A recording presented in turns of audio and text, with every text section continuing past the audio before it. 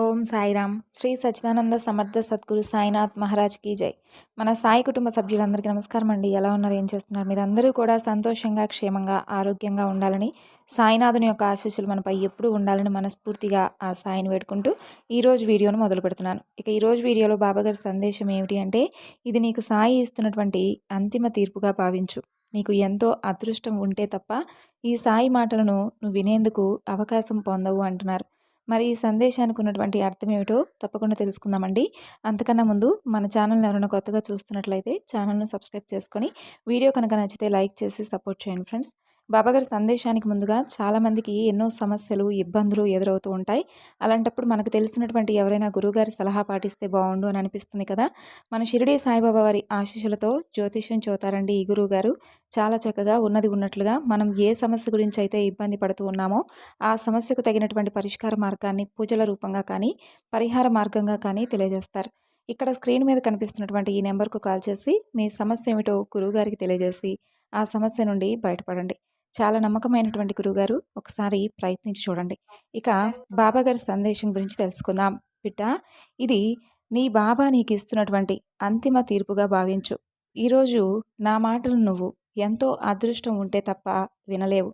ఎందుకు ఇలా చెబుతున్నానంటే, నీ కష్టానికి ఇక అంతిమ గడియలు సమీపించబోతున్నాయి. నువ్వు పడుతున్నటువంటి వేదనకు, బాధలకు, అలాగే నువ్వు ఎంత దుఃఖంతో ప్రతిరోజు కూడా ఎవరికీ చెప్పుకోలేనంత బాధను నీ మనసులో దాచిపెట్టుకొని ప్రతిరోజు కూడా ఎక్కువగా బాధపడుతూ ఉంటున్నావో, ఆ బాధలకు, సమస్యలకు అన్నిటికీ కూడా మొత్తానికి కలిపి ఒక అంతిమ తీర్పునైతే ఈ బాబా ఈరోజు ఇవ్వబోతున్నాడు. కాబట్టే అదృష్టం ఉంటేనే ఈ మాటను నువ్వు వినగలుగుతావు అని అంటున్నాను. ఒకరి రాకతో నీ జీవితంలో గొప్ప మార్పు రాబోతుంది. వారి రాకతో నీ జీవితంలో ఇప్పటి వరకు నువ్వు అనుభవించినటువంటి కష్టాలన్నీ కూడా రూపుమాపబోతున్నాయి. ఇంతకీ ఎవరు బాబా వారు? అలాగే నా జీవితంలో జరిగేటటువంటి మార్పు ఏమిటి? నువ్వు ఇస్తున్నటువంటి తీర్పు ఏమిటి అని నువ్వు నన్ను అడగవచ్చు. చూడు బిడ్డ, ఇప్పటి వరకు నీ జీవితంలో నువ్వు ఏది కూడా పొందడం లేదని, పొందినా కూడా అది శాశ్వతంగా నిలబడటం లేదని, మధ్యలోనే ఒక సమస్య తర్వాత మరొక సమస్య ఎదురవుతూ నిన్ను ఎన్నో రకాలుగా ఇబ్బందులు పెడుతూ ఉందని ఎంతగానో చింతిస్తూ ఉన్నావు కదా. అలాగే నిన్ను అర్థం చేసుకునే వాళ్ళు లేక ప్రతి క్షణం కుమిలిపోతూ ఉంటున్నావు. నిన్ను ఎవరైతే ఎక్కువగా బాధ పెడుతూ ఉన్నారో, అలాగే నిన్ను ఎవరైతే హింసకు గురి చేసే విధంగా ప్రవర్తిస్తున్నారో వారందరికీ కూడా బాబా ఒక అంతిమ తీర్పుని ఇవ్వబోతున్నాడు. అలాగే ఇతని రాకతో అన్నాను కదా, అతనెవరో కాదు. ఈ బాబా రాకతో నీ జీవితంలో గొప్ప మార్పులు జరగబోతున్నాయి. అదేమిటి బాబా, కొత్తగా నీవు నా జీవితంలో మార్పును తీసుకురావడం ఏమిటి? అలాగే నువ్వు రావడం ఏమిటి? అంటే ఇన్ని రోజులు నన్ను ఆ పక్కన లేవా అని నువ్వు నన్ను సందేహించవచ్చు. చూడు బిడ్డ, ఒక్కొక్కసారి ముఖ్యమైనటువంటి కొన్ని సందర్భాలలో ఈ ప్రపంచంలో ఉన్నటువంటి ప్రతి ఒక్కరిని కూడా సమభావంతో చూసేటటువంటి ఈ బాబాకు ఎన్నో పనులు, అలాగే ఎన్నో చోట్లకు తిరిగేటటువంటి అవకాశం ఉంటుంది. కాబట్టి సప్త సముద్రాలు దాటైనా సరే మిమ్మల్ని రక్షించేందుకు ఒక్క క్షణం, ఒక్కరోజు లేదా ఒక నెల, ఒక సంవత్సరం ఆలస్యం కావచ్చేమో కానీ తప్పకుండా మీ దగ్గరకైతే నేను రాకుండా అయితే ఉండను. అలాగే మీరు అనుభవిస్తున్నటువంటి బాధకు, దానికి సంబంధించినటువంటి వారిని తప్పకుండా నేను విడిచిపెట్టను. అలాగే వారికి ఏ విధమైనటువంటి శిక్షను, అలాగే వారికి ఏ విధంగా ఉంటే వారు కూడా తిరిగి అదే బాధను పొందాలి అని వారి జీవితంలో రాసిపెట్టి ఉంటే తప్పకుండా వారు ఆ అద్భుతాన్ని, అలాగే వారు అనుభవించేటటువంటి బాధను ప్రతి ఒక్కటికి కూడా నేను సమాధానం ఇస్తాను.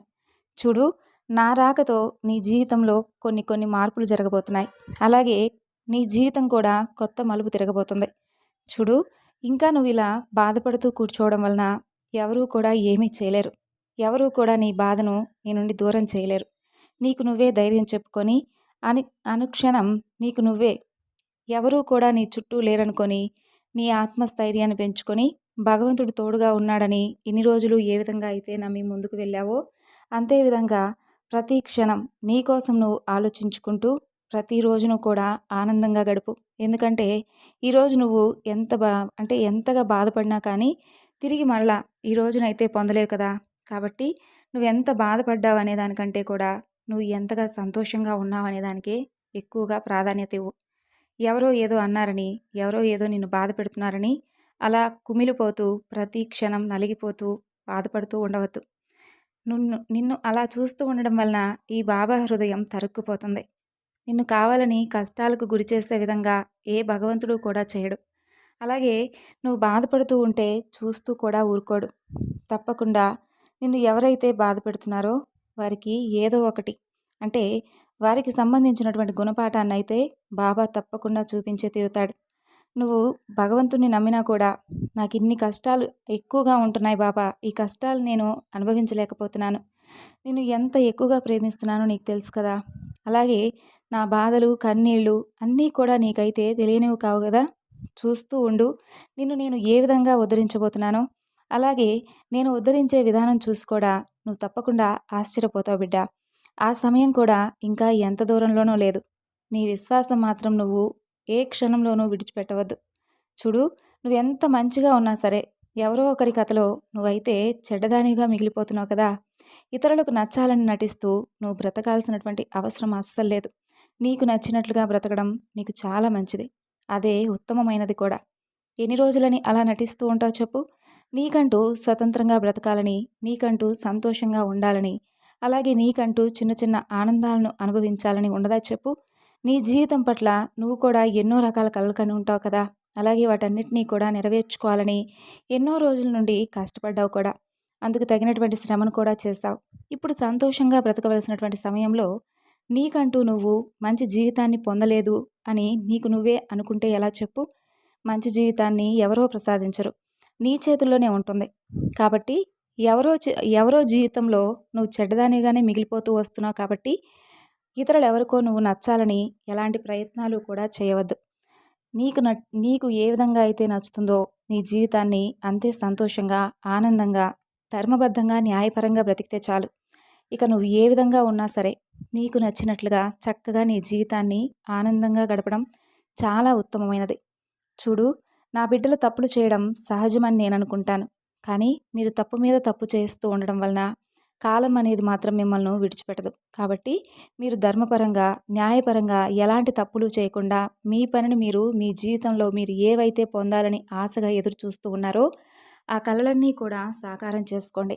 సంతోషంగా ఉండేందుకు ప్రయత్నించండి. సమస్యలు, కష్టాలు ప్రతిరోజు కూడా వచ్చేవే. అలాగే మిమ్మల్ని అనుక్షణం పలకరిస్తూ ఉండేవే. కానీ వాటికి దూరంగా మీరు పారిపోవడం కాదు. వాటిని మీ నుండి పారిపోయే విధంగా చేయండి. ఒక తల్లిగానో లేదా ఒక తండ్రిగానో మీలో తప్పు ఉంటే నేనే సరిదిద్దుతాను.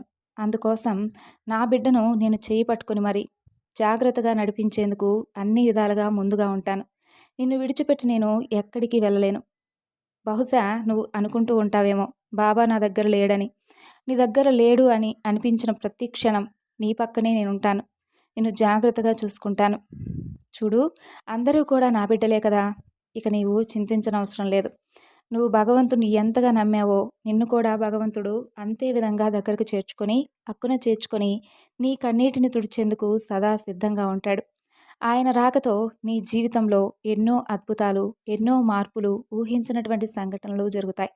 అంటే భగవంతుడే సాక్షాత్తు నీ ముందు నిలిచి నేను భగవంతుణ్ణి అని చెప్పుకోలేడు కాబట్టి ఏదో ఒక రూపంలో నీకైతే తారసపడి నీకున్నటువంటి కష్టాన్ని, నువ్వు పడుతున్నటువంటి బాధను, నీ కన్నీళ్లను తుడిచి తప్పకుండా తిరిగి వెళ్ళిపోతాడు. అలాగే అనుక్షణం నిన్ను పరిశీలిస్తూ జాగ్రత్తగా సంరక్షిస్తూ ఉంటాడు.